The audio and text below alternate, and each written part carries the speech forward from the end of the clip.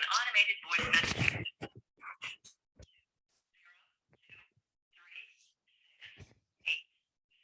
023687001 is not available.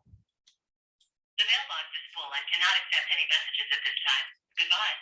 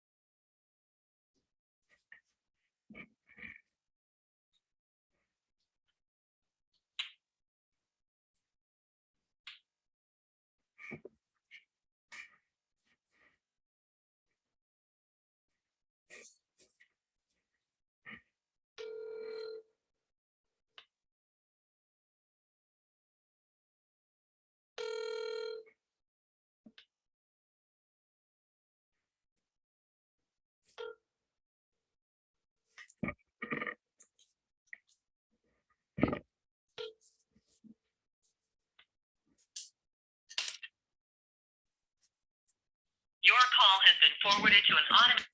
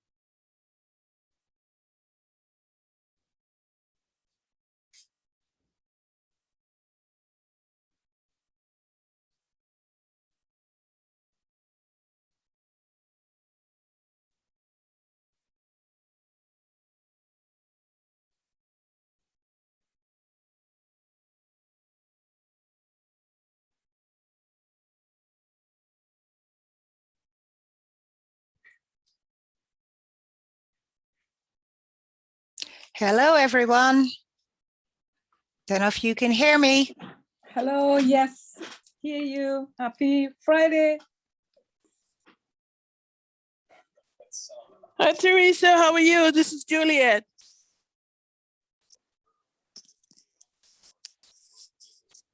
Hello. Hello, Miss Teresa. This is Lawrence.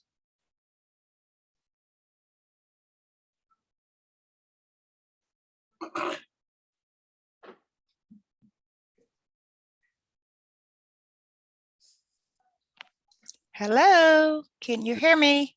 Yes. Hello, I'm hearing you. Yes, Happy hi. Friday. You're muted. You need to unmute yourself.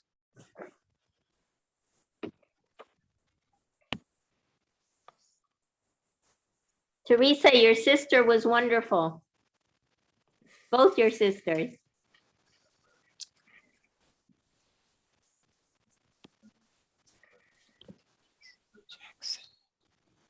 Don't think she's hearing us. I don't know.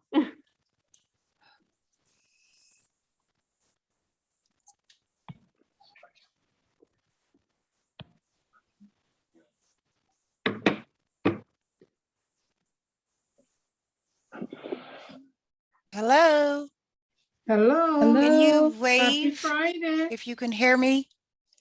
I'm hearing you. Okay, you can. Thank you. Yes. Teresa, we were saying both your sisters are Thank wonderful. you.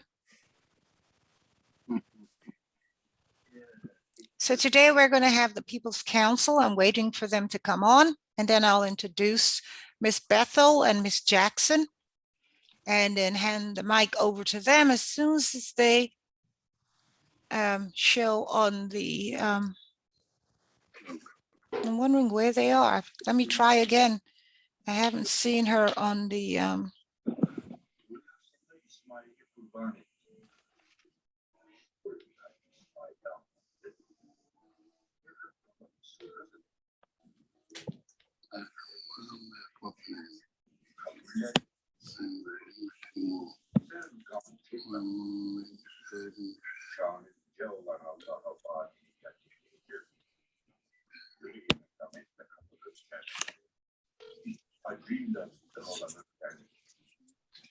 okay, so it looks like I'm trying to reach her. Your call has been forwarded to an I did speak with her this morning, so I'm wondering if she's having difficulty getting on board. So seems like I'm going to have to contact her admin person.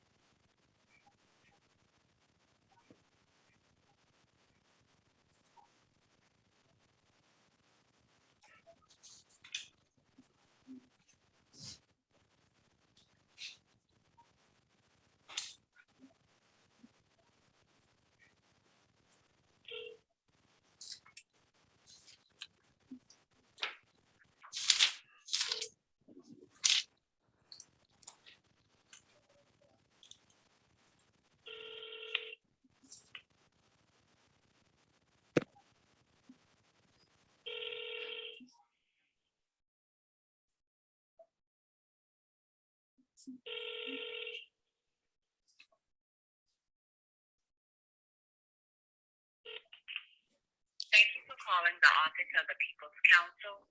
No one is available to take your call at the present time. Please leave your name, your number, and a detailed message, and someone will call you back. Thank you. At the tone, please record your message. When you finish recording, you may hang or press 1 for more options. Yes, good afternoon. My name is Teresa James, and I'm expecting Miss Bethel to do a presentation today at 1, and it's now 1:04, and I haven't, she's not on Zoom. I did try to reach her at her contact number and still not hearing from her. Can someone please pass this message on to her? Tell her that we're waiting to hear from her. We're on Zoom waiting. Thank you.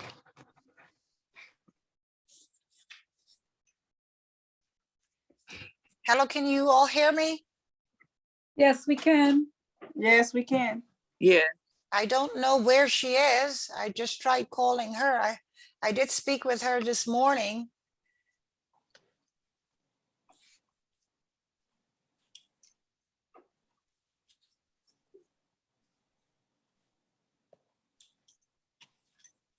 Let's just pray it's not nothing serious.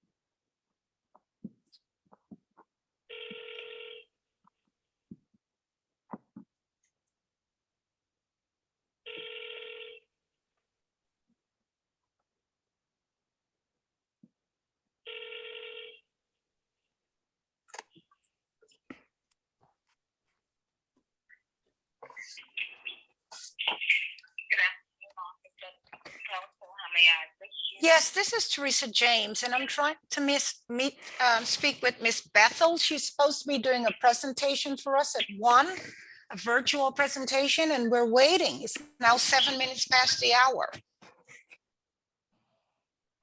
I did speak with her this morning. I'm sorry, I didn't get your name, ma'am. Teresa James, I think this is her. Hold on, this may be her coming through. Just hold. Hello, this is Miss James. Hello. James, this is Miss Bethel. Uh-huh. I was trying to reach you for the last 10 minutes. Yeah, I here but me. No, then something is wrong. Then perhaps you need to try the ID. Did you try the entering the ID into Zoom? No. Please, can you do that? I can give you the ID right now if you care to have it. It's Just a moment, let me see here. Oh, wow.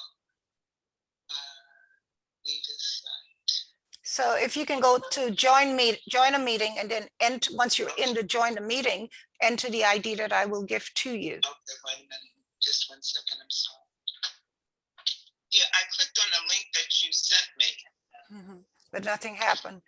Nothing. Yeah, It that's has me and sitting here and I'm like, what is going on here? I'm sorry about that. But the ID number, if you're ready. Just a moment.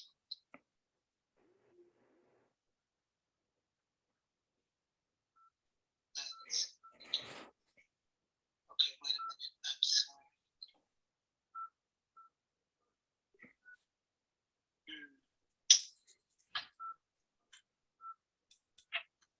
We have a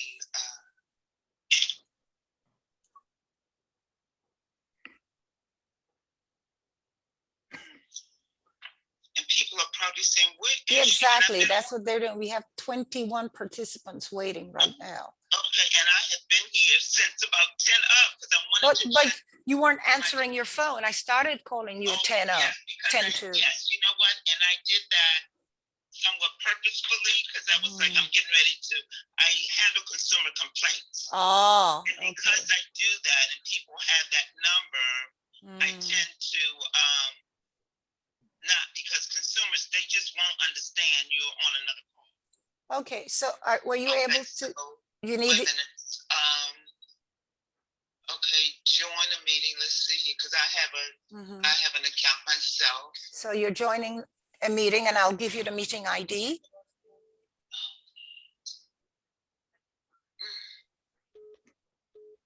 Now I have them calling me, so I need to ignore them and deal with you. Okay, can you send me the? I'll read it off to you. I'll just read it off to you. It'll be faster this way. I can't on this computer. It is set up with my. But you can't join a meeting by me giving you an ID. If you select join a meeting, it'll ask you for the meeting ID.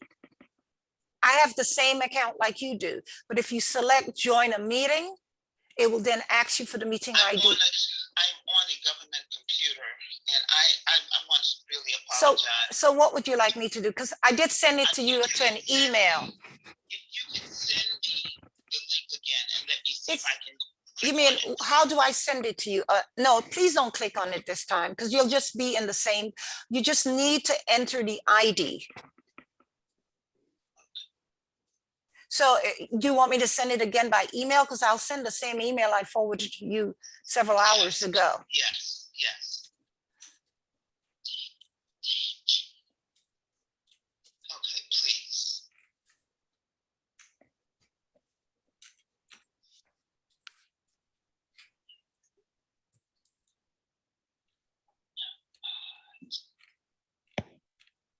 And they like to use Teams, and that's one of the problems. Okay, let me see.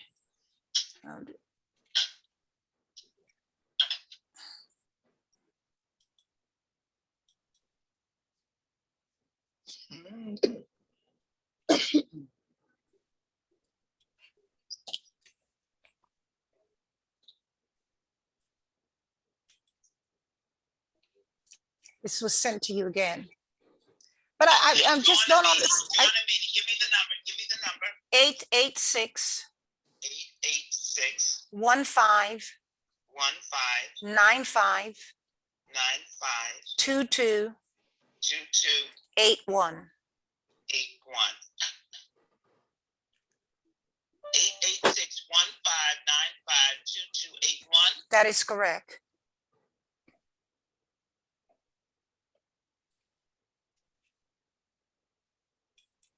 Am I in?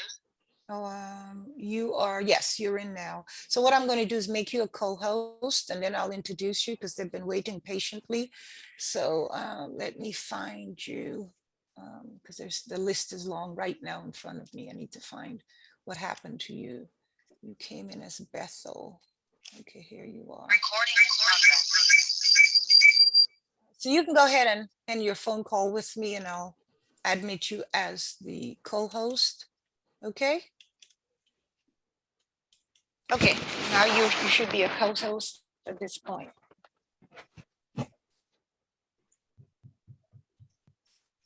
Okay.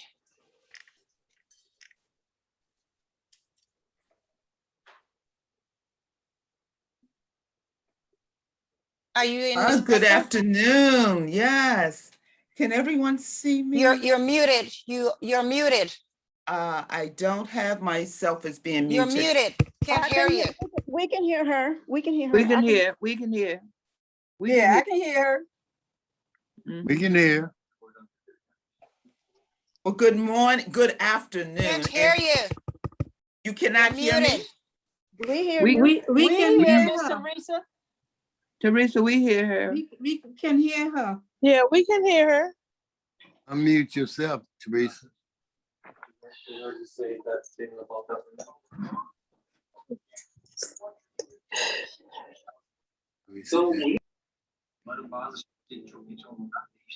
What's her name? Okay, can I go ahead and start? Yeah. Okay, well, first of all, let me extend sincere apologies because I was in another, someplace else. I don't know. I was on another Zoom sitting and waiting patiently. And so I'm hoping that that your wait this afternoon will be worth your while. Okay. I want to start by thanking Ms. James for inviting me to speak to you all about the work of the Office of the People's Council. Hello, can you all hear her? Can someone wave to me if you can hear her? Yes, I Yeah. hear. You can? Yes, No? yes. Yeah. Yes. You can hear Yeah. her? Yeah, we can hear her. Okay. Okay, and I am so excited to be joining you today. And today, actually, I'm going to try something a little differently. I was excited to learn that many of you have iPads, and that as a result, you are now able to engage and realize the source of information that is really right at your fingertips. So today's presentation is going to be somewhat a little interactive, but more importantly, I want to be able to show you how you can navigate through to find information and follow up information about everything that I'm going to talk to you about today. Is that okay? Yeah. Okay, Yes. well, great. Well, let me start off by saying I am Jean Gross-Bethel, and I'm a consumer education and outreach specialist with the Office of the People's Council for the District of Columbia. And really, on behalf of the People's Council, Ms. Sandra Matavu-Fry, I want to thank you for inviting me to share with you who we are and how we can help you and your utility issues and concerns. Let me start off by just saying that the office, we are an independent agency of the District of Columbia government, and we are affectionately known as OPC. Our mission and statutory mandate is to advocate for, educate, and protect utility consumers.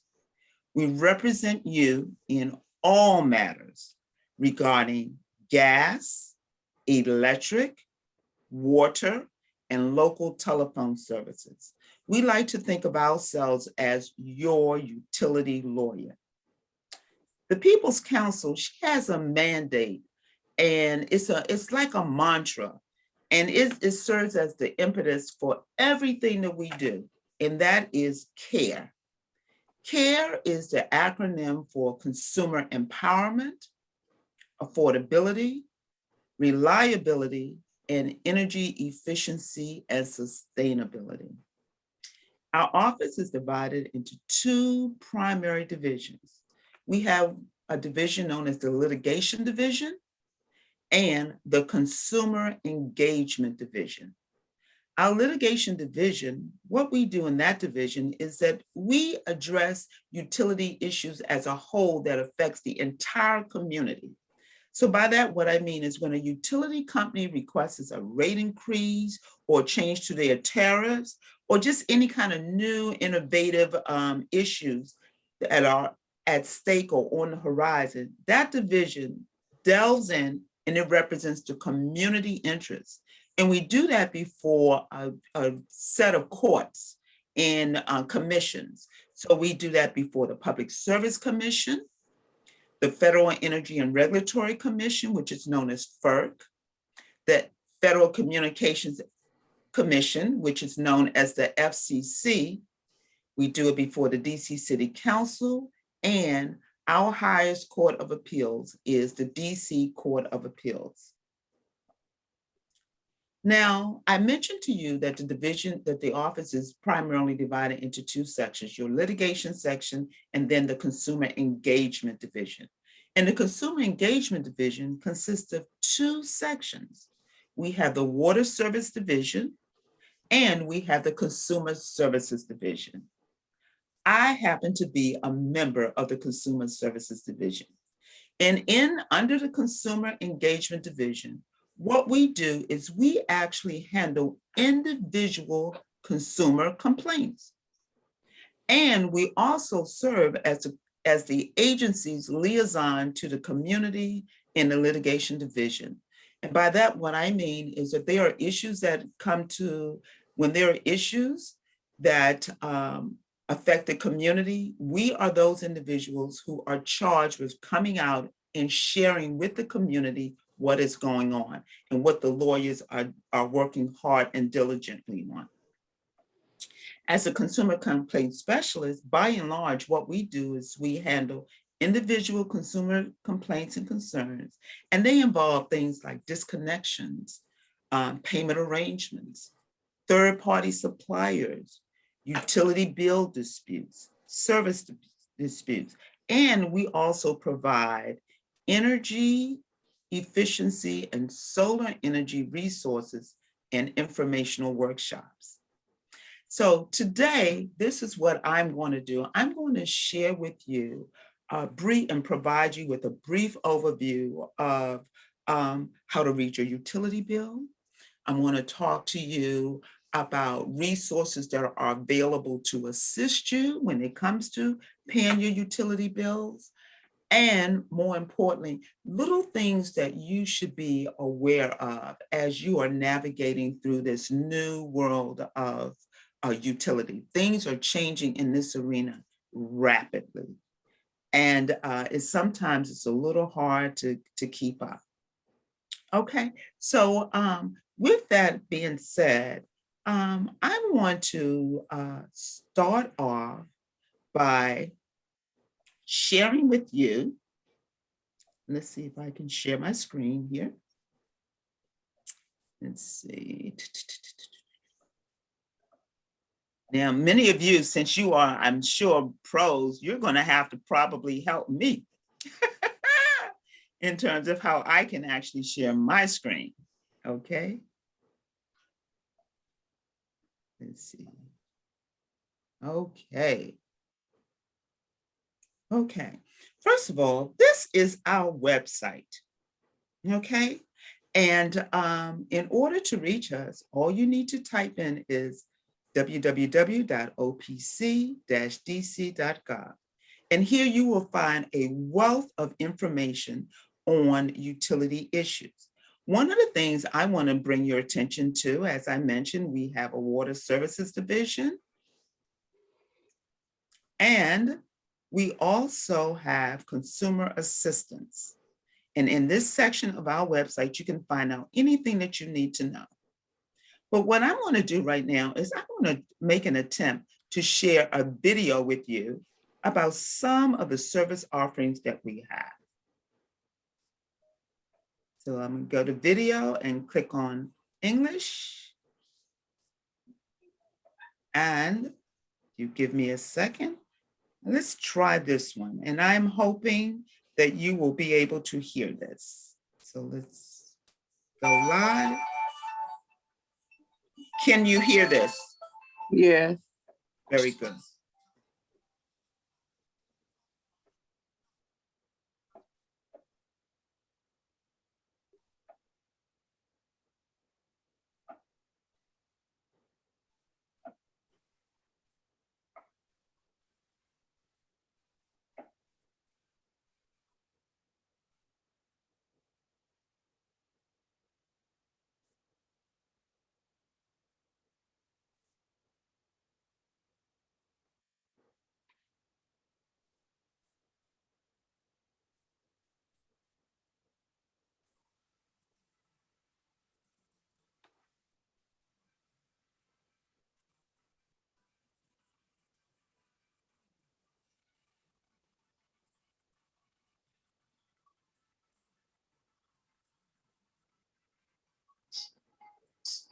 If you read the Bible, you don't have all these rules about how to do it. Is your heart sincere?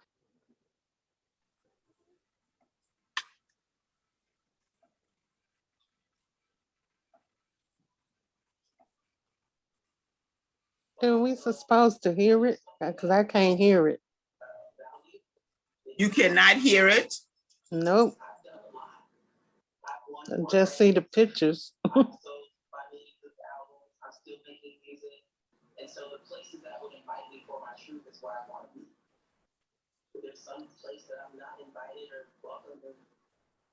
won't be the first client. But also, I have my core brains and my millions of albums and my fans and my rewards. And so it's easier for me to say this, but I'm willing to accept the gifts of being. So whether you're experiencing problems with your Okay, I bill, can hear it your now. service quality, or you just need a utility question answered, OPC can help. Call us today at 202-727-3071. Look for us at www.opc-dc.gov or like us on Facebook and Twitter.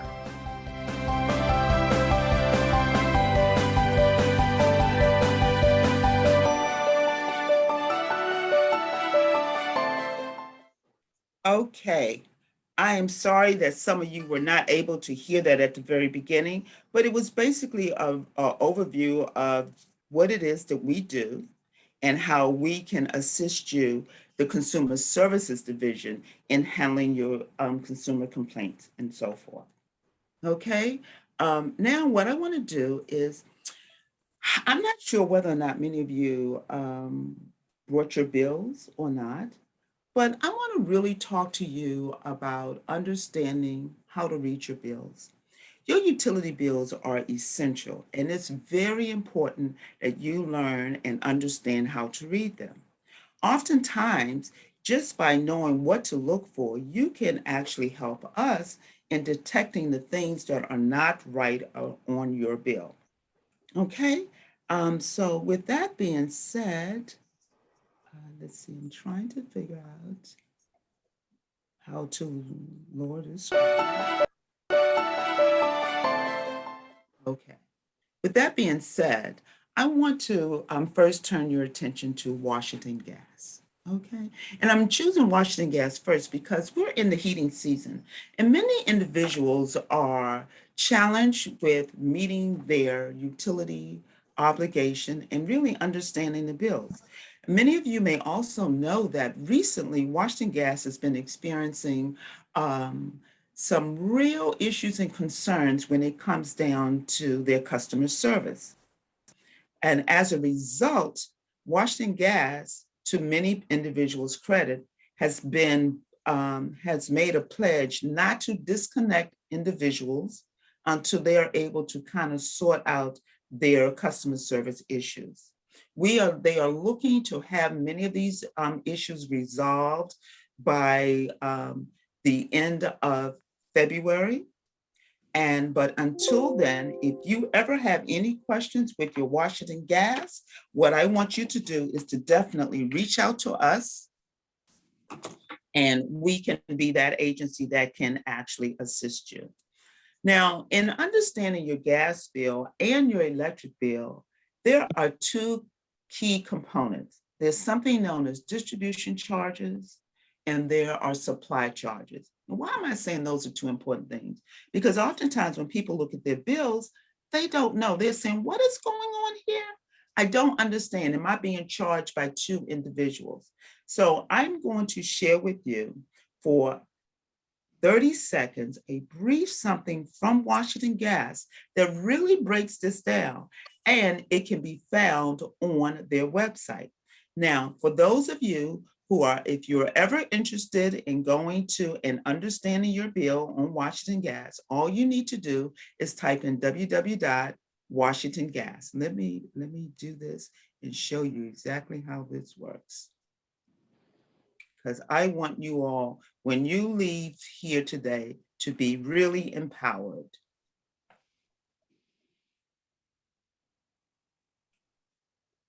So this is what it looks like when it comes up. It will say your Washington Gas account, okay?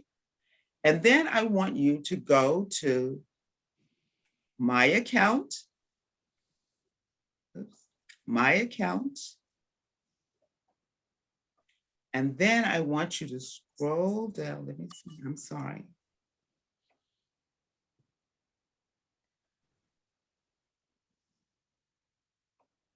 I think I have this bar in front of me so you can't see. Billing.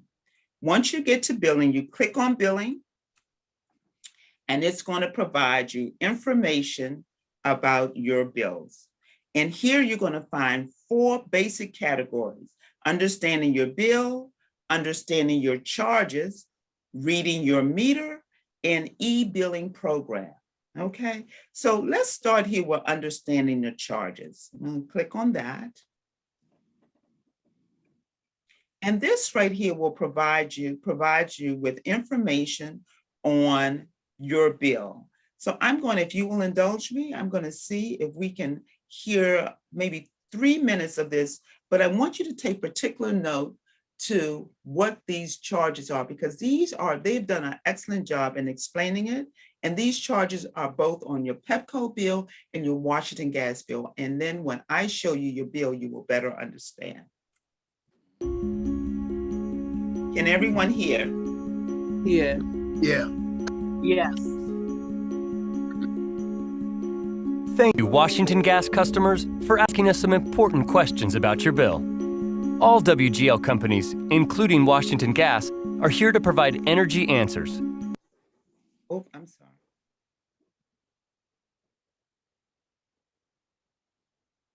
So we've put this video together to address some common bill-related questions.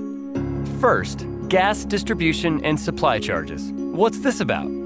These are separate services and relate very different things. With all the different parts of the bills, including calculations, tariffs, and other factors that contribute to the entire bill amount, we appreciate how confusing reading and understanding your bill can be.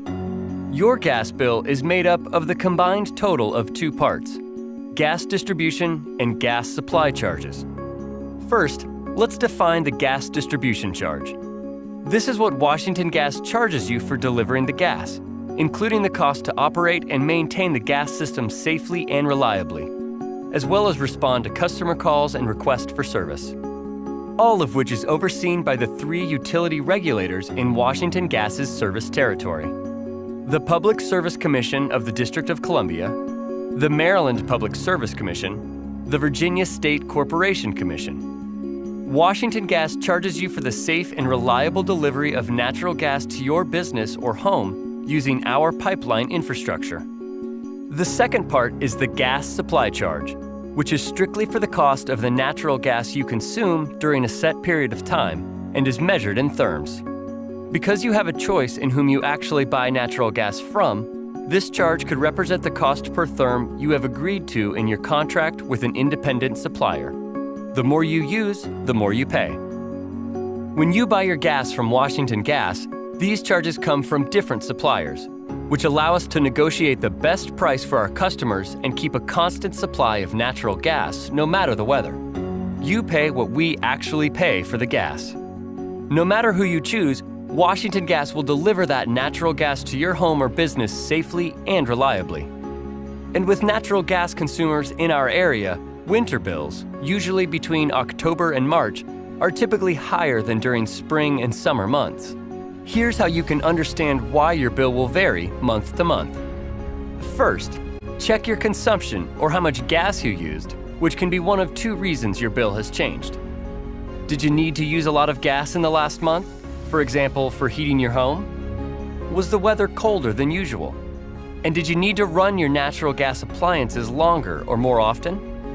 Sometimes, due to market factors and demand, the price we pay to buy the gas can fluctuate up or down and may affect the gas supply portion of your bill. This could be seen in the cost per therm charge in this area of the bill.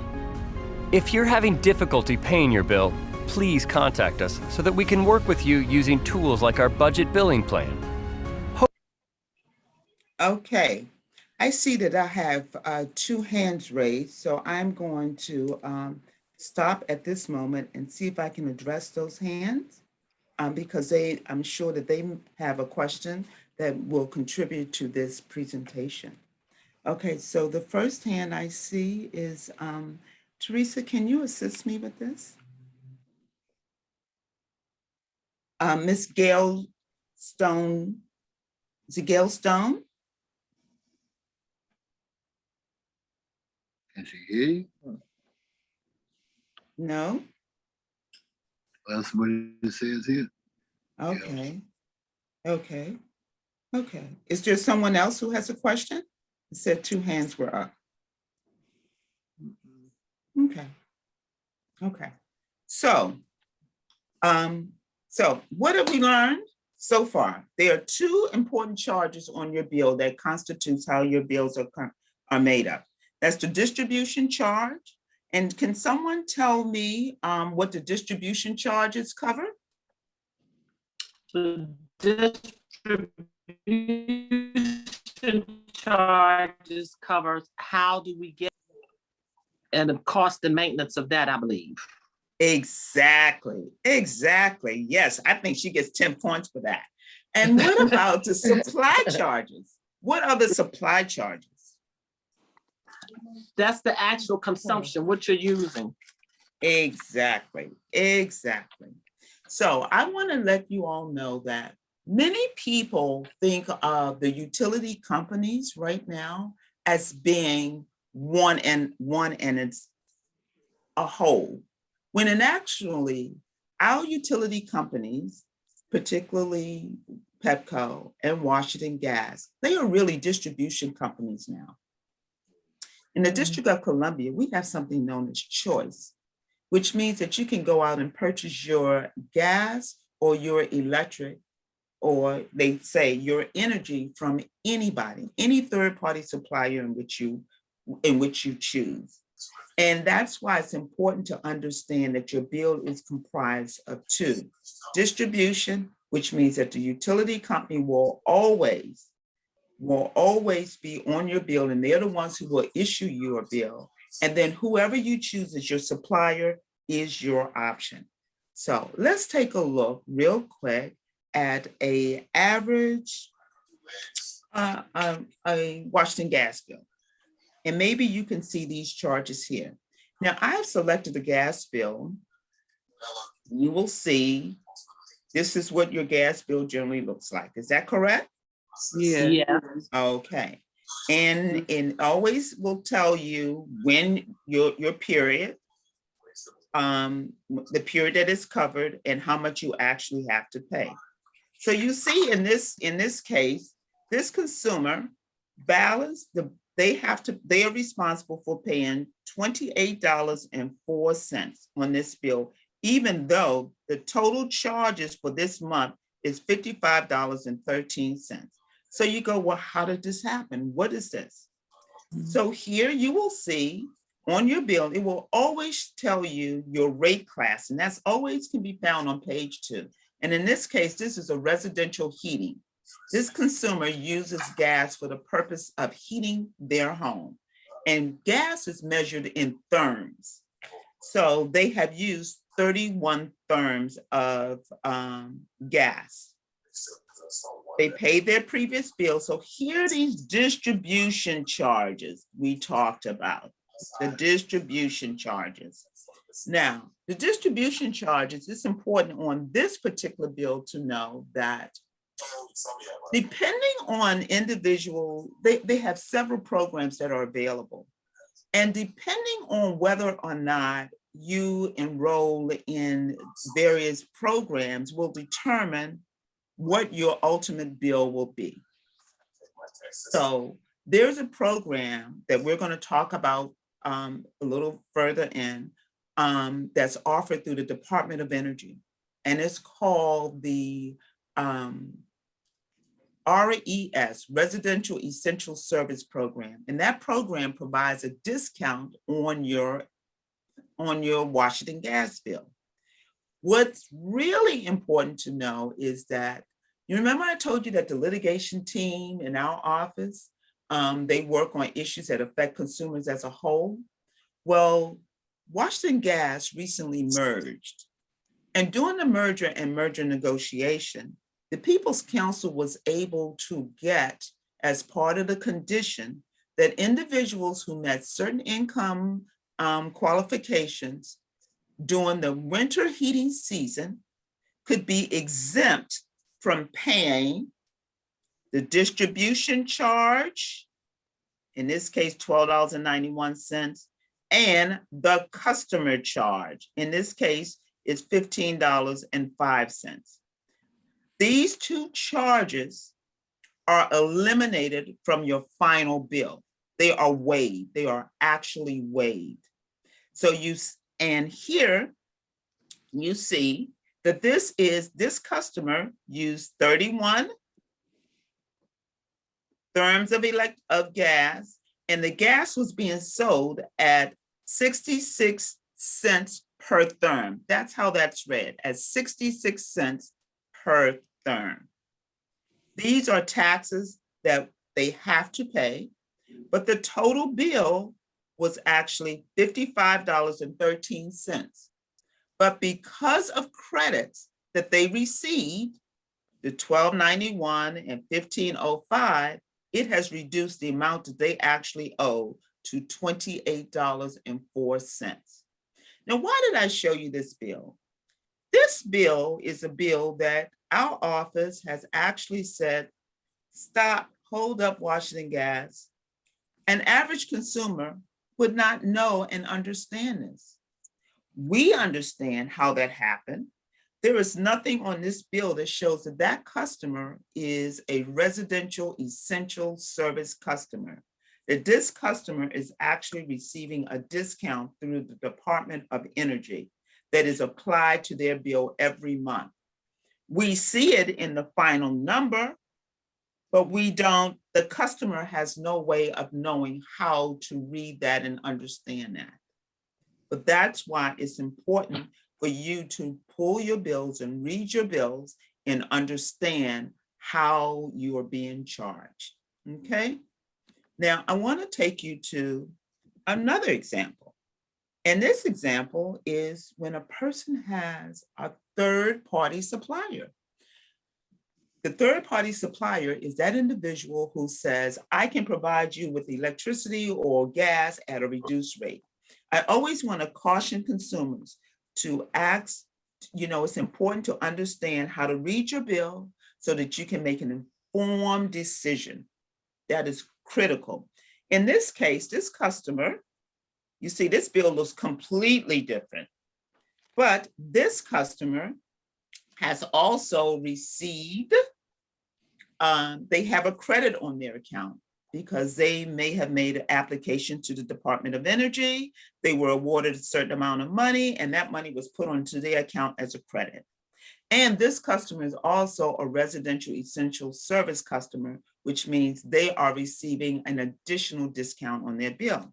So you will see here in this, the distribution services, the distribution charge in this case is $44.48.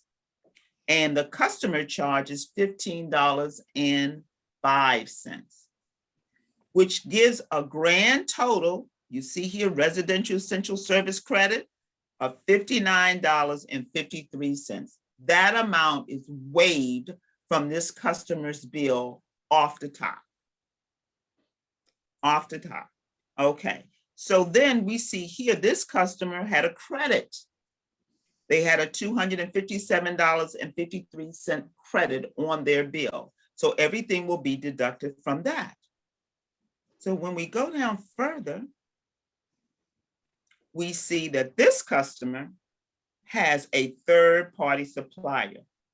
In this case, this customer's third-party supplier is Indra, okay? The utility company will always tell you how much they would charge you if you were using them as your supplier.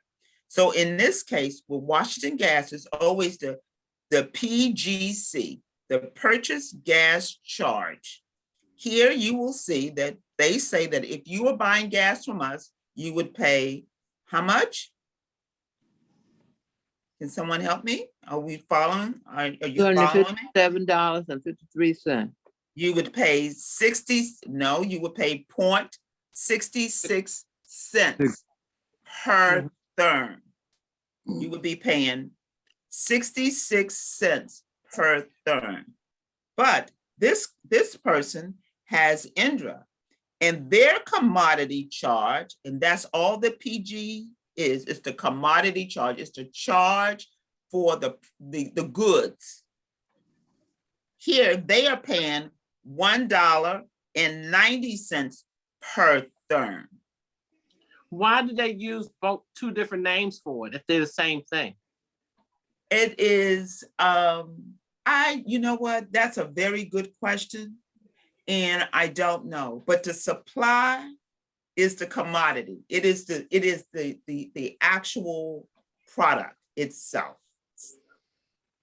So distribution, remember, and they do the same thing, interesting enough, in PEPCO, and I will share that with you.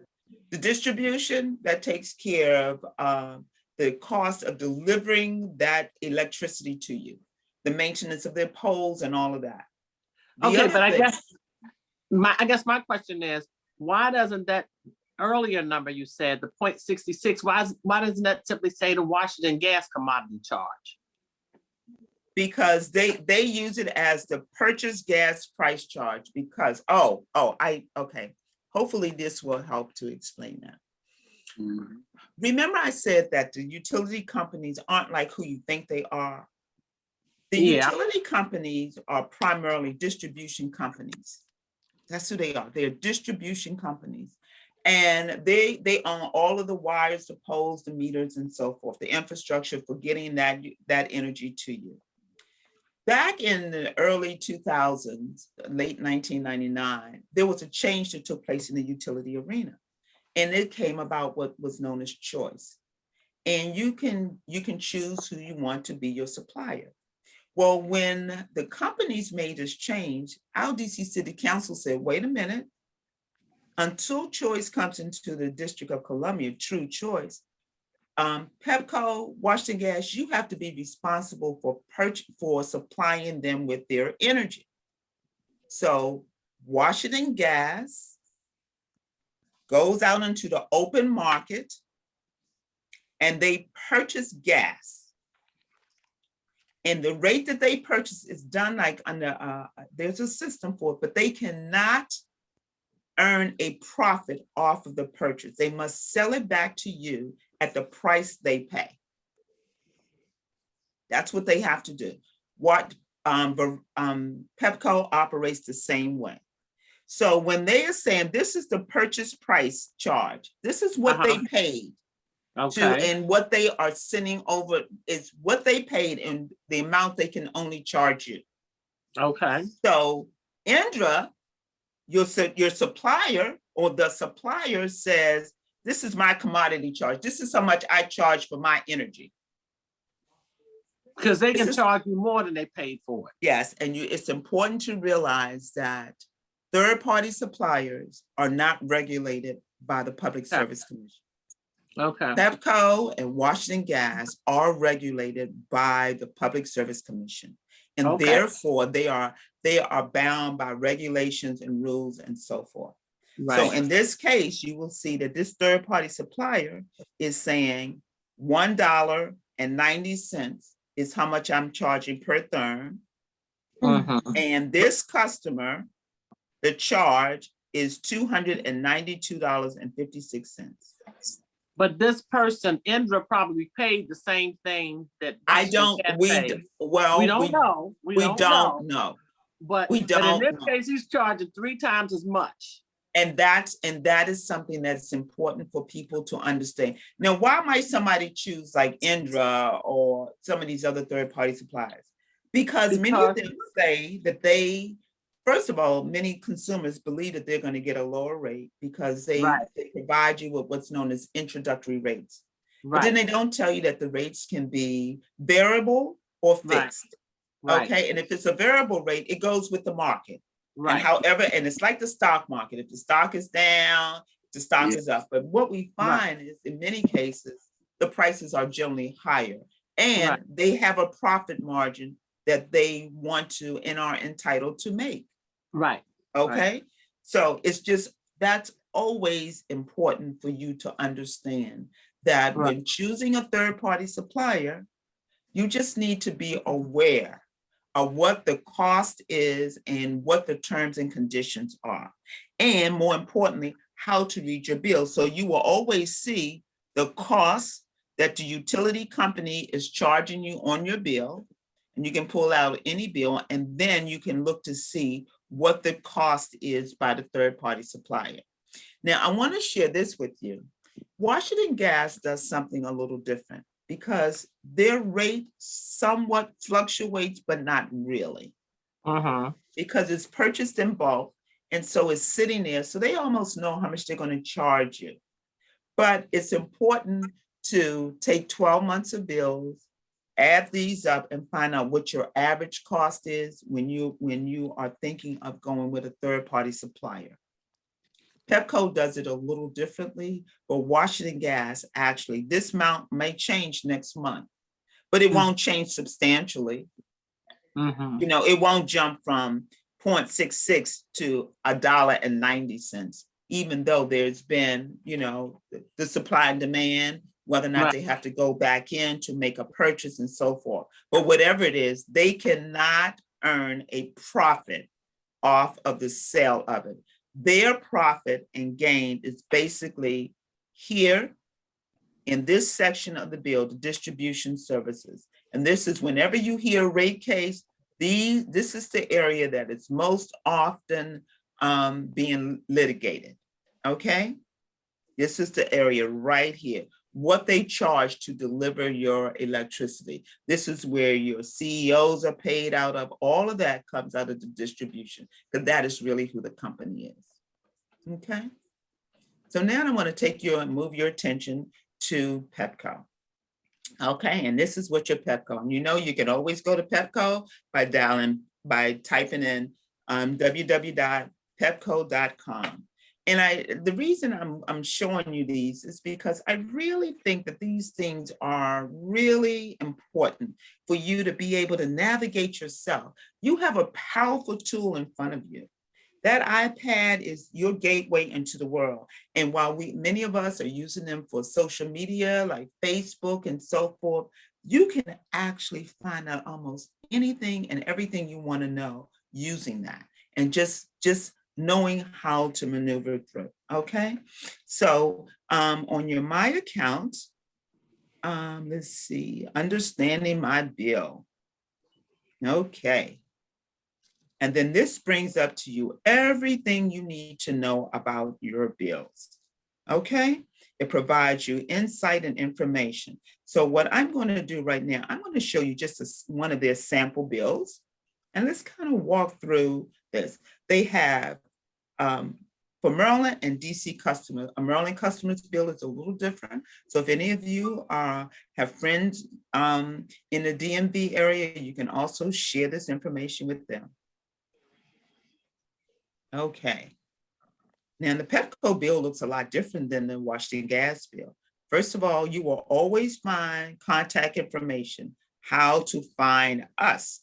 And we are your consumer advocate. And that information is right here on your bill. Okay. Yep. Okay. And then whenever you call our office, we're going to direct you to this section right here, known as the summary of charges. Because in this section of the bill tells us everything we need to know. And on a real bill, I'm going to show you that. But this section right here, okay? So with that being said, let me just go straight to a real bill. Okay? So that we can see, you can see what I'm talking about. Okay? So we have the contact information here. Your account number is going to be here. Your name is going to be here, your account number, address, and everything. Final notice. And I said, we're going to say summary of charges. And I'm going to say, can you please read to me your summary of charges? And here you will see that the person's last bill was $504.46. The changes to their bill was 96 cents. That to me tells me that that was a late fee. And that what was forwarded now is $505.42. This customer has a new electric distribution charge. What are the distribution charges? Somebody help me. The cost of getting it to the customer. Right. And in this case, PEPCO is charging this customer $2.56. Wow. How does that happen? Well, on page 2 of the bill, you're going to see this is your breakdown. And this is delivery. And it says to you, these charges reflect the cost of bringing electricity to you. So you will see that all of these charges have actually been waived. But what cannot be waived is the public space occupancy surcharge and the delivery tax surcharge. These two charges cannot be waived. These are the charges that you will more than likely pay. And let's see here, what did we come up with here? $2.56. Oh, was there another credit that was offered? You move down further, and it says, yes, you received an additional surcharge credit. And that surcharge credit was an additional $1.09, bringing your total electric distribution charge down to $2.56. So that means that by enrolling in a program that I'm going to share with you later through the DC Energy office, you will automatically receive a $19.48 savings on your bill in this case. But that number can change, but whatever the charges are, and it's based on the weight. So how will that number change? PEPCO is a distribution company, and think of them like the mailman. And whatever it costs to deliver that electricity to you. So the package, if it's a single envelope, it may cost 51 cents. If it's a large box, it may cost $5. Well, those charges that's how they come up with these other surcharges and so forth.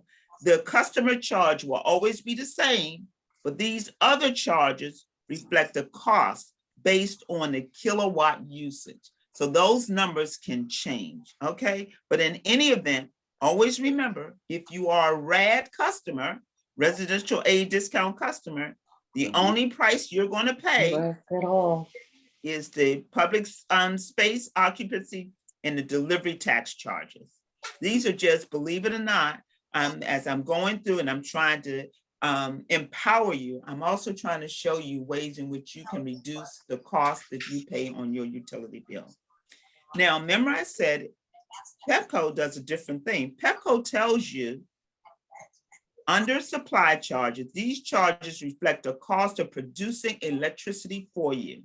And you can actually compare this to competitor suppliers. So PEPCO is saying we charge 7.57 cents per kilowatt. Okay, that's what they charge, 7.5 cents per kilowatt for your electricity. And that's important. And you're going to see why on the next page. So we have, I'm going to move from that, and then I want to show you. So those individuals who sometimes, how many of you may have experienced a third-party supplier? Have any of you ever had a third-party supplier? I have. Okay, well then you will know that if a third-party supplier, that your second page looks a little bit like this. And it would have listed down here the information about your third-party supplier. And in this case, it tells you what the account is and so forth. But more importantly, the information that's really important is that it says right here, the electricity used, which is 484 kilowatts, which can always be found under your meter reading. In this case, this customer has solar panels. So they would have used 694, but they produced electricity. So they have to subtract that. And when you do the subtraction, you actually come up with the 484 kilowatts of electricity that they're going to be charged for. So if any of you are thinking of going solar, or be participating in a Solar for All program, I want to encourage you to really think about doing that, because that's another way in which you can reduce your energy consumption. Because again, as I said, instead of using 694, they were able to save 210 kilowatts of electricity, which went back to the system, reducing their usage from 694 to actually 484, which is what they're going to be charged for. Okay, but look at what happens here. In this case, this consumer is paying $1.15 per kilowatt. No, I'm sorry. I stand to be corrected. This consumer is paying 11 cents per kilowatt by using this energy supplier. 0.115 is 11.5 cents per kilowatt. PEPCO was charging 7.57 cents a kilowatt. Okay, those are just things that you always want to be conscious of when you are using a third-party supplier. And it's important to know, if you have it, where to find that information, how to read it, and know what you're using to compare. But more importantly, always look on your bill to see what the commodity charge is with PEPCO. Okay. Now, so in that case, the example you just showed, even though the cost might have been reduced by the solar panels, because what was the remaining part was 1.5 times what PEPCO would have charged. So you're not necessarily going to be saving any money. Not if you have the third-party supplier and the rate is not lower than PEPCO. Right. Okay. Okay. You're absolutely right. You're absolutely right. Now, I'm wondering, when I showed you this bill right here, did you say, what? They owe $530.21? And I will say yes. But they only, their bill really for this month would have only been, what? Is that $25? Yeah. That's all they really used this month was $25 is what they owe. But they actually have a bill of $530.21. Well, guess what? That is where we kick in. That's when you contact us and you say, hey, listen, either there's a discrepancy, I don't believe my bill is correct, or I've been experiencing some financial challenges and I haven't been able to pay my bill. I've been trying. In some cases, I've been sending a few dollars, but I have a bill that I cannot afford to pay. And that is how we can help. We will, we will jump in, we will contact a utility company. We will try to negotiate on your behalf. We will also then reach out to many of our sister agencies, and one is the Department of Energy and the Environment. And this is a very powerful tool, and I want everyone to almost bookmark this one, because even if you do not meet income guidelines, there are so many programs that are available to you through the Department of Energy and the Environment. They have lead pipe replacement programs. You can have your furnace replaced or repaired. You can have your home weatherization programs.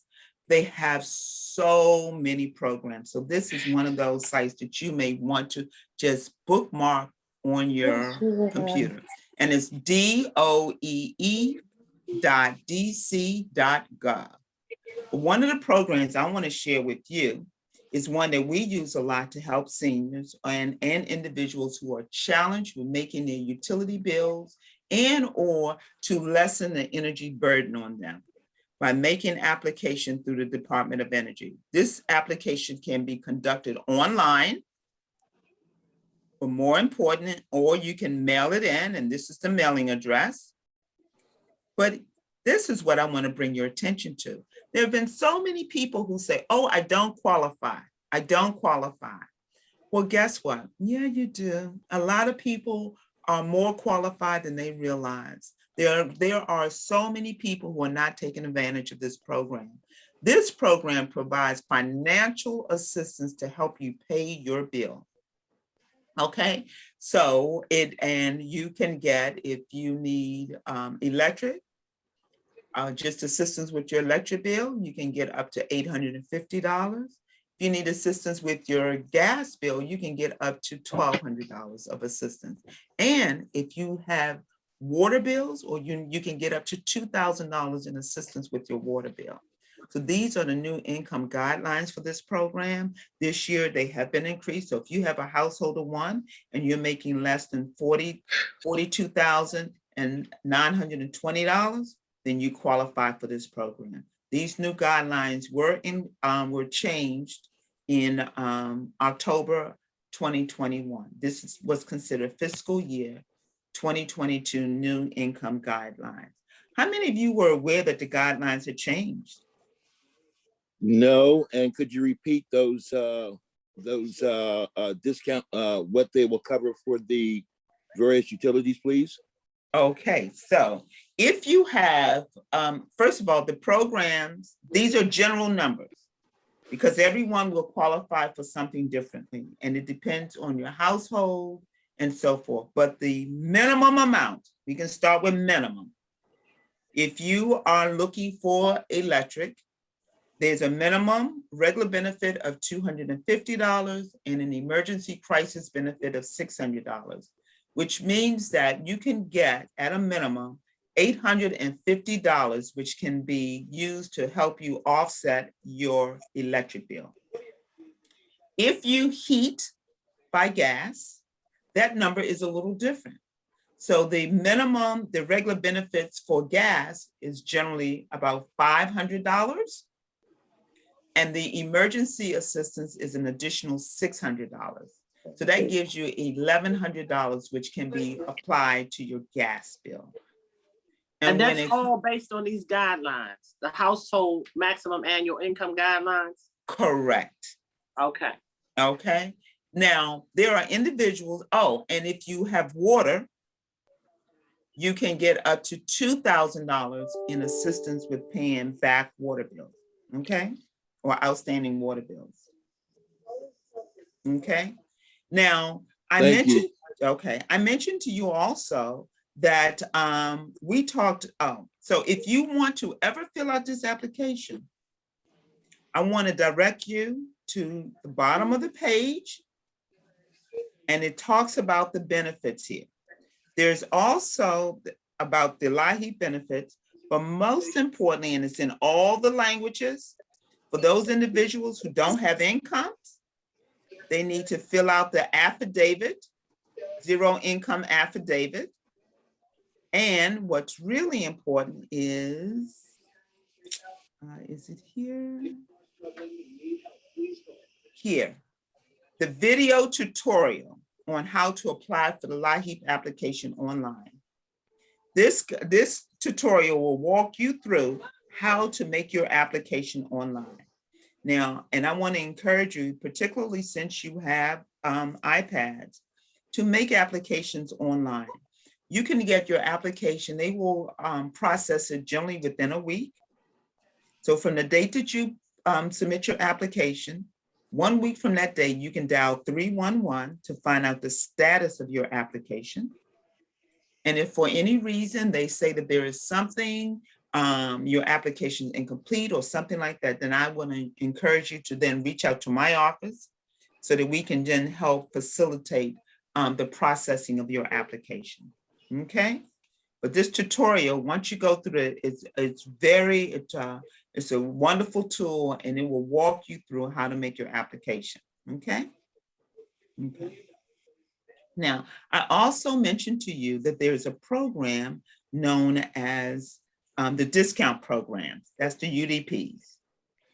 So let's click on here for the UDPs. The UDP program is a little different because that program has different income guidelines. Okay, so you will see that program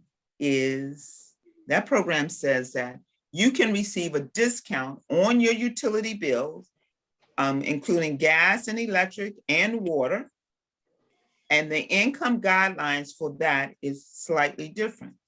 If you make application to LIHEAP, you do not, and you qualify based on the previous income guidelines, you do not need to make application for the utility discount program because the information is on that application. But let's say you do not meet those income guidelines because your income for one person is above 42,900, but it is less than 72,250, then you can qualify for the program that just merely provides you with the discount on your utilities. Does everyone understand that? There are two programs. The LIHEAP program, which provides financial assistance to help you pay your bill outright. They will send dollars to the utility company or pay your bill. And then there's a program that provides you with your discounts on your bills. And that, you know, very quickly, let me see here. Very quickly, that's where you see these discounts. This is where this shows up, that discount. Remember, we talked about all of these fees being waived. They get waived under the utility discount program so that the customer only has to pay this amount, okay? And I showed you also.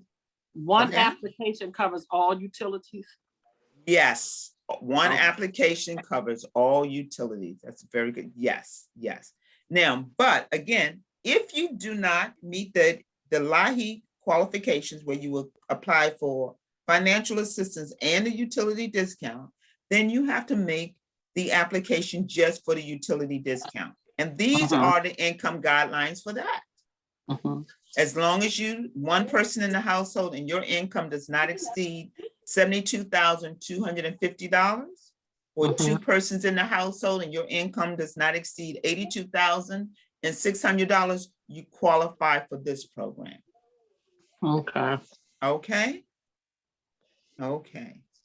So I have attempted to provide you with information on who we are, how to read your utility bills, a brief overview on how to read your utility bills. I tried to share with you information about third-party suppliers and how to, oh, maybe I didn't. I didn't share with you that when individuals are calling you saying that you must select a third-party supplier, that is not true. You are under absolutely no obligation whatsoever. PEPCO and Washington Gas will continue to provide you with electricity. As I mentioned to you, when they changed and became a distribution-only company, the District of Columbia City Council said, you must continue to provide electricity to consumers, or you must continue to provide gas. And they have to go into the open market and purchase that at the lowest price and provide it. Washington Gas and PEPCO in the District of Columbia, we have the highest energy standards of all places in this United States. And so the gas and the electricity that you are purchasing from the standard of office providers is the gas meets all of the clean energy requirements, okay? And before I do that, I want to show you something here before we move too far. If ever you get a bill, and this line right here does not say new electric supply charges, SOS provider, then that means you have a third-party supplier. This should say SOS provider PEPCO. If it says anything other than that, that means that you are purchasing your electricity from someone else, okay? That's the way that you will always know. Have there been any scams related to that where they change people's suppliers without approval? Yes, oftentimes. And that's why it's important for you to look at your bill and be aware of it. If it ever says anything other than this, That means you have a third-party supplier. Someone other than PEPCO is providing you with your electricity, and they must disclose it on the bill. You have to always open up your bills because sometimes PEPCO has an obligation to send you a notification letting you know that there has been a change, that they understand that someone else is going to be your supplier. If that is not something that you agree to, please, by all means, contact my office or PEPCO immediately to stop that. You know, Do we can people- launch a complaint. I'm sorry. Do people still get energy checks? There are individuals who, based on their housing, some they receive energy checks, yes, and it's designed to be applied towards their energy bill. Yes. Right. Yes. Yeah, because I know some people do get energy checks. But that all depends on what, you know, what program, housing program and so forth that they're under. Okay. But okay. Mr. Earl, I see you have your hand up. You're on mute.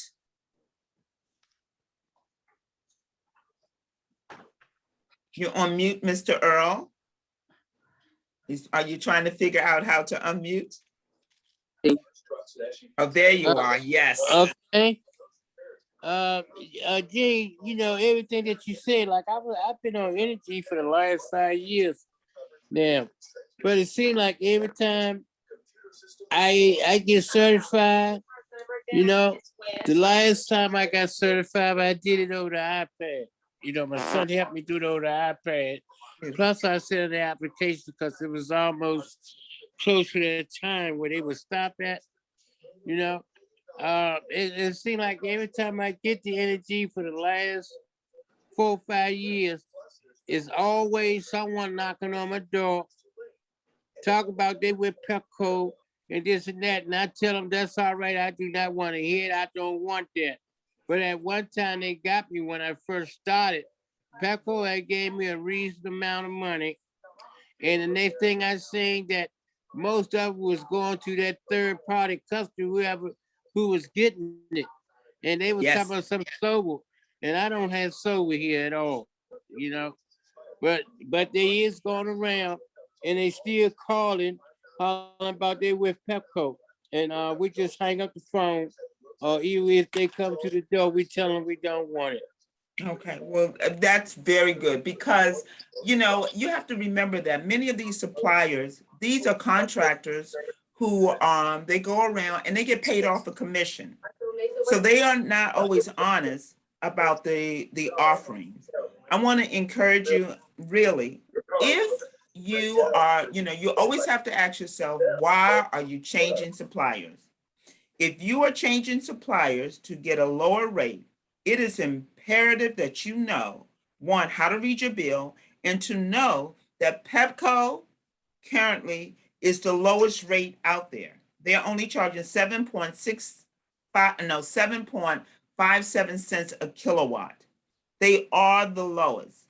And when you are receiving assistance from the Department of Energy, and this is one thing I want to pause and say this.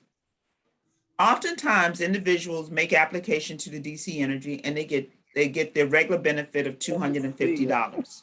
Okay? And because maybe they don't really have a large bill, so there's nothing to pay off. So the PEPCO will put that money as a credit on their account. You can go back to DOEE, to the Department of Energy, and request additional funds. And you can request what's known as the emergency funds. Because in everyone's case, they have a $600 emergency fund. So when they process your application, they give you your regular benefits, and then there is emergency fund. There are people will say, well, they only pay one bill. No, sometimes they can pay two bills. They will use your regular benefit to pay one bill and the emergency funds to pay another bill. That's why I want you to know that we are your advocate. And at any time you have any questions, you need some guidance, you're running up against some problems, you want to know, make sure you're receiving all of your benefits, I want you to reach out to my office, the Office of the People's Council, and we are here to help.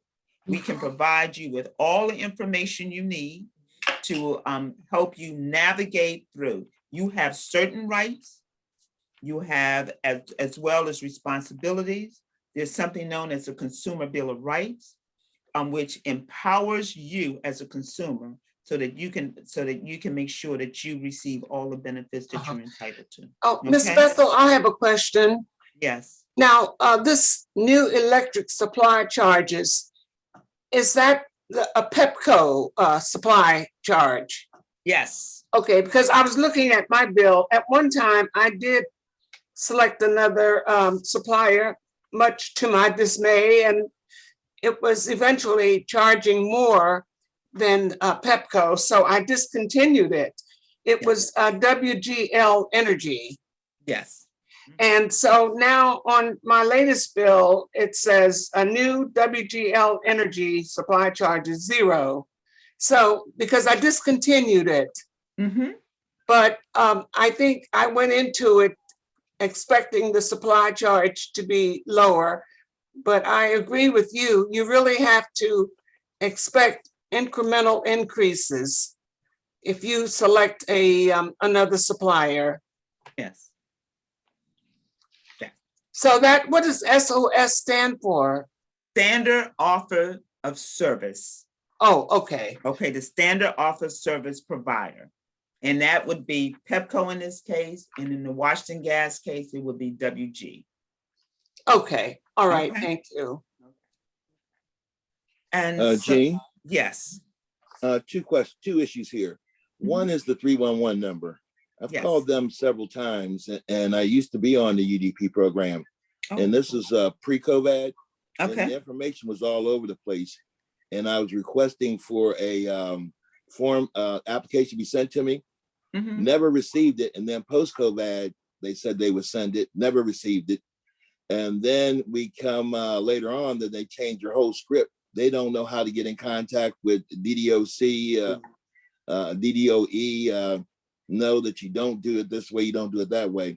So one of my concerns is updating the folks at 311, since they're one of our lifelines that we reach out to. Yes. The second issue is, what are the windows for applying for the utility discount program and the low income, et cetera, et cetera, et cetera? I never can get the acronym right. Okay. Well, this is a program that requires certification every year, recertification every year. And the fiscal year begins October 1. So October 1 through September 30th, you can make application at any time during that period. Anytime during the year, but you can only make it once for the fiscal year. And what about the weatherization? The weatherization is the same. You can make application for that, but you can only make application for weatherization once every 7 years. Every 7 years, and it's the same window of availability, October 1 to September 30th? I want to say yes, but I have to say no. And that's because there's so much money that's put into the coffer for the program.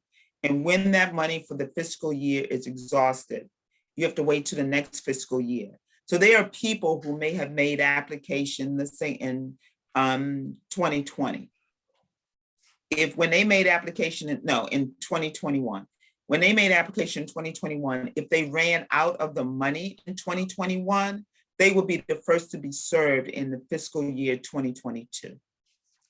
That's fair and understandable. Thank you. Okay. And many of you also may have received a notice from saying, oh, if you applied, you don't need to apply again. Well, what that was really going towards this, the utility discount program. And that was because they had increased the eligibility guidelines, and they were expecting to be receive an influx of applications from individuals who now would be qualified for a discount on their utilities.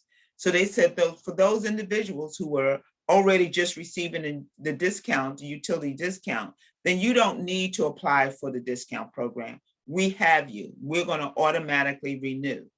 But if you want to receive financial assistance to help you pay your bill, the LIHEAP, you must still recertify and reapply. Okay. I have a question on the Yes. annual incomes that appear throughout this document. Is that for the adults in a household, or does that include summer incomes from the kids and stuff? That is, it's the household income. So that includes the children's income? Yeah, the household income.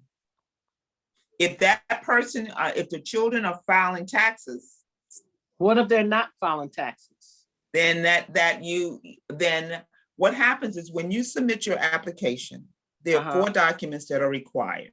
You are the account holder record must submit their application, a copy of their ID. They must submit a copy of the Social Security cards for all members in the household.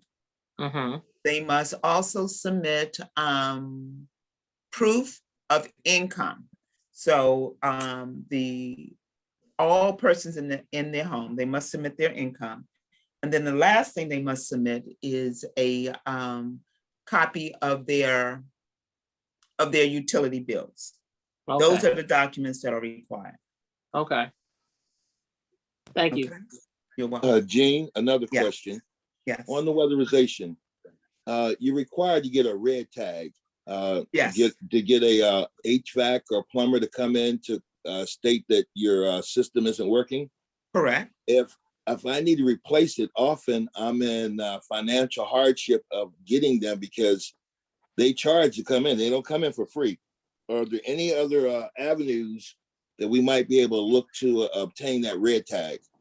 Yes, I would suggest that you contact Washington Gas and have them to come out and tell them that something isn't working properly, and that they will issue a red tag on the system.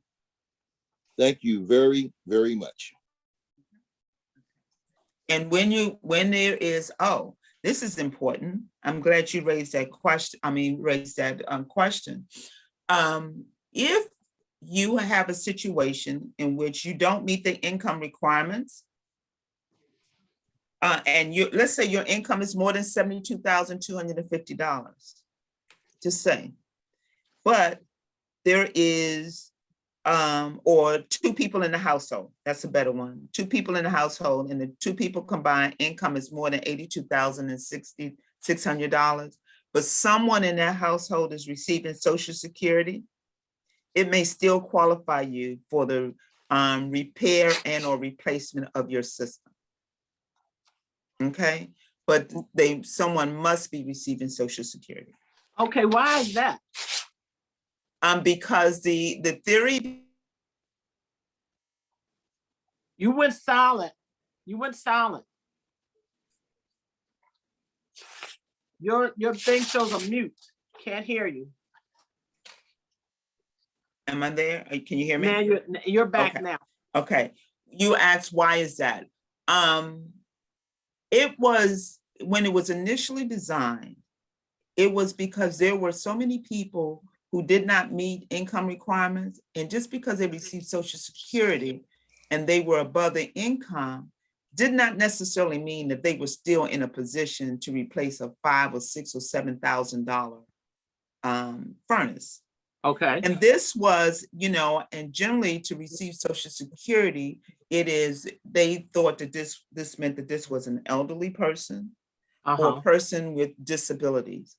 And so that they have a different set of challenges. Okay. So if you do not receive Social Security, then you don't, and you may meet these income guidelines. But if you don't receive Social Security and you don't meet the income guidelines, then they believe that you may be in a position to do whatever you need to do to assist, to get your furnace repaired and or replaced. Okay. Okay. Interesting, Jane, interesting scenario.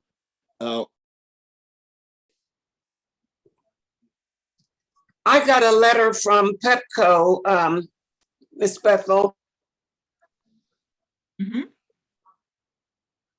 I'm sorry, you've gone mute. Sorry. Yes, I'm sorry. I got a letter last year from PEPCO saying they had made a mistake in not giving me credit for my community solar Perfect. Okay. involvement. And so they were going to correct this and reflect it on my bill. So I just wanted to mention the fact that we can also get a discount from PEPCO by signing up for community solar. Yes, and you will see that credit, as I attempted to show you on this bill, that there's going to be the difference. This is what they're talking about. They didn't show or reflect a difference in your kilowatt usage and what you should be billed for, and therefore reducing and affording you a credit. Yeah, very good. Jane, one more Yes. question. Yes. Going back to the previous attendee that asked you about the Social Security. Yes. What occurs if you're having difficulty with obtaining Social Security or SSI? You don't have either of the programs, but you don't want to be pegged that you can pay it because you're trying to see if you're that you meet the qualifications and can be awarded to either of the programs. I do not know the answer to that question. I really want to direct you to the Department of Energy. I've provided you with the website. You have. But what I will say though is that if you meet these income guidelines, yes, we do. Okay, then you can, if you need your furnace repaired or replaced, it can be done. Okay. These guidelines are in the. And that tip you gave was very valuable. Yes. These guidelines are for if individuals for any reason exceed the guidelines, then if they receive Social Security, they can get some assistance. Oh, okay. I misheard you. Okay. I'm sorry. So I'm if glad it's you- one person, and I know you're trying to, get your, but if the household income for that one person is less than $72,250, they can get the assistance they need to repair and or replace their furnace. Thank you. I misheard you, so I'm glad that we revisit that. This is off subject, but do you know of any avenues to go to get some assistance for the Social Security and SSI? And like I said, it's off subject, but I figured we have an audience that never gets fed. Right. Never gets fed, so I figured I better shoot this one while I got you here. Yeah, I do not at this time, but if you would reach out, I will.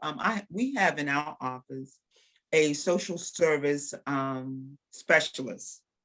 Her name is Linda Jefferson, and whenever we have challenging cases, we send them to her because the People's Council, even though CARE is the acronym for Consumer Empowerment, Affordability, Reliability, and Energy Efficiency and Sustainability, we really do care.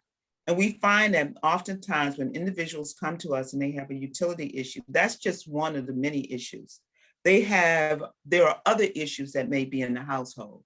And so we have a specialist in our office that will try to drill down and find and connect individuals to the proper channels to help facilitate and address their needs. So we sort of take a holistic approach to addressing the needs. So if you would reach out, I'm going to put my information in the chat, but if you were to reach out to our office and hopefully we'll be able to help you identify who you need to speak with and on the process to help you. Yes, ma'am. Very well stated. And as you said, normally if you fall through one hole of the net, you're probably falling through the other hole with your other foot.